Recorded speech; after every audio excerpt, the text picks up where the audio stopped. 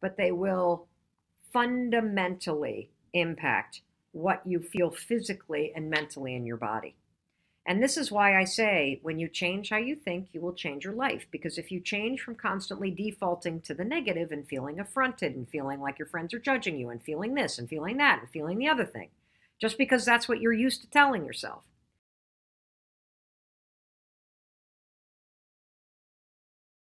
I believe it. And let me tell you why I believe it. I believe it because I know that this stuff works. You see, most of us don't realize that the way that you think is a habit, and you can teach yourself to think in a different way, and it will fundamentally change your life. So now let's jump into what we're talking about today, which is assuming good intent. Assuming good intent. What does that even mean? Assuming good intent is a positive default mode that I want you to train your brain to drift to. And what does that exactly mean? So what it means is it means being able to go through life and not take everything personally and to not assume the worst always.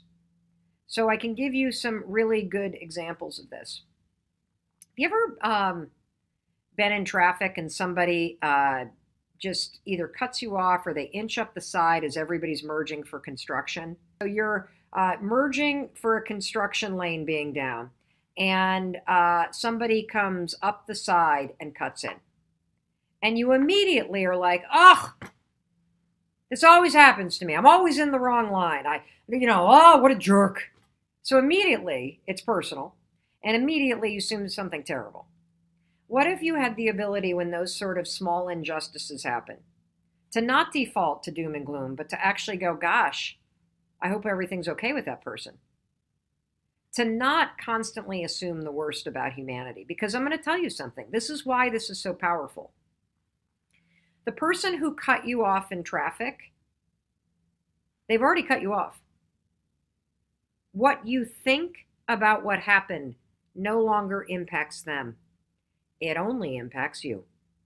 And so if you're going to choose to think anything about a situation that's happening around you, and your thoughts are not going to change the situation that just happened, you might as well choose something positive, because the only person that's getting punished when you think something negative or defeating or nasty based on what just happened is you.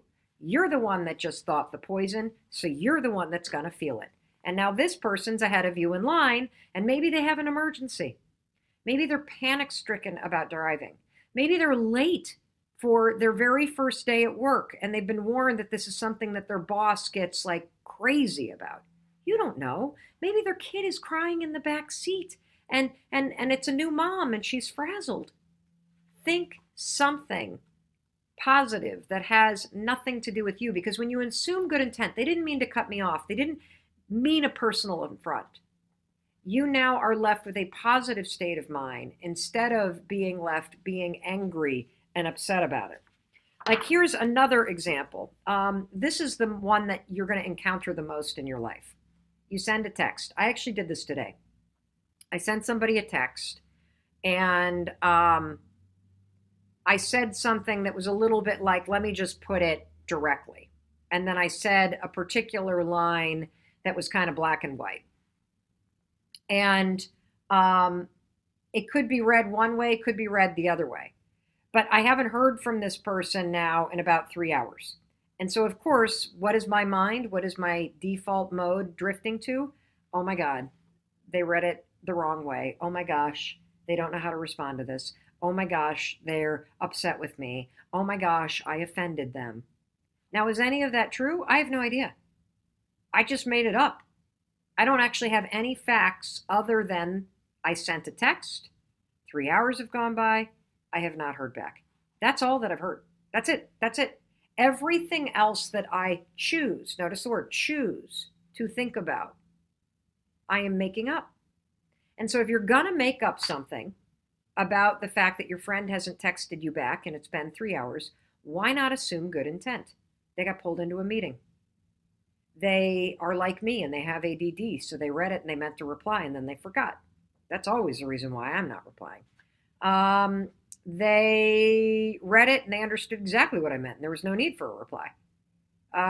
They are going to get back to me when they get home. They're driving a car right now. They're heading up to Vermont or to New Hampshire or whatever. Assume good intent.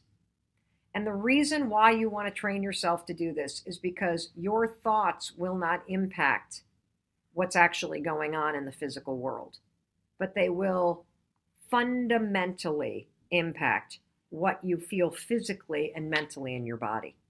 And this is why I say, when you change how you think, you will change your life. Because if you change from constantly defaulting to the negative and feeling affronted and feeling like your friends are judging you and feeling this and feeling that and feeling the other thing, just because that's what you're used to telling yourself,